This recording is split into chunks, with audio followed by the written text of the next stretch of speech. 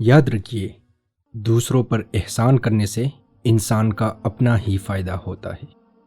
خیر، بھلائی اور معروف کا نتیجہ ہمیشہ اچھا ہوتا ہے۔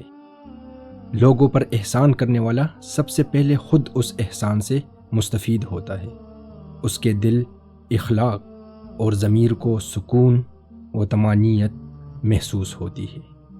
لہٰذا جب کوئی رنج و غم کی بات پیش آئے تو دوسروں کے ساتھ کوئی نیکی کر دے، کوئی احسان کر دے، آپ کو سکون و اطمینان حاصل ہوگا۔ کسی محروم کو دے، کسی مظلوم کی مدد کرے، کسی کو مصیبت سے نکال دے، کسی بھوکے کو کھلا دے، کسی مریض کی عیادت کرے، خوشی و خوشبختی آپ پر چھا جائے گی۔ خیر کا کام ایک خوشبو کی مانند ہے، اس کا لانے والا، بیچنے والا اور خریدار سب اس سے مستفید ہوتے ہیں۔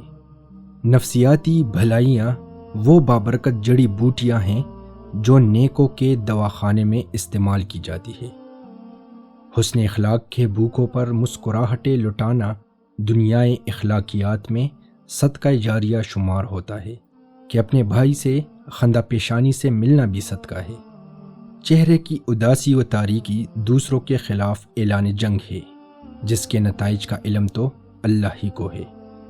ایک طوائف نے پیاس سے مر رہے کتے کو پانی کا ایک گھونٹ پلا دیا اور جنت کی مستحق بن گئی، کیونکہ مالک دو جہاں غفور الرحیم بھی ہے، وہ محسن بھی ہے، احسان سے محبت رکھتا ہے، غنی و حمید ہے۔ لہٰذا ایسے لوگوں کو جنہیں بدبختی، بے چینی اور خوف نے جکڑ رکھا ہو، نیکی اور بھلائی کے باغ کی طرف آنا چاہیے۔ دوسروں کی مدد، غمگساری، اعانت اور خدمت کرنی چاہیے، انہیں خوشبختی پورے طور پر مل جائے گی۔ مزید اس قسم کی ویڈیوز حاصل کرنے کے لیے ہمارا YouTube چینل سبسکرائب کرنا نہ بھولیے۔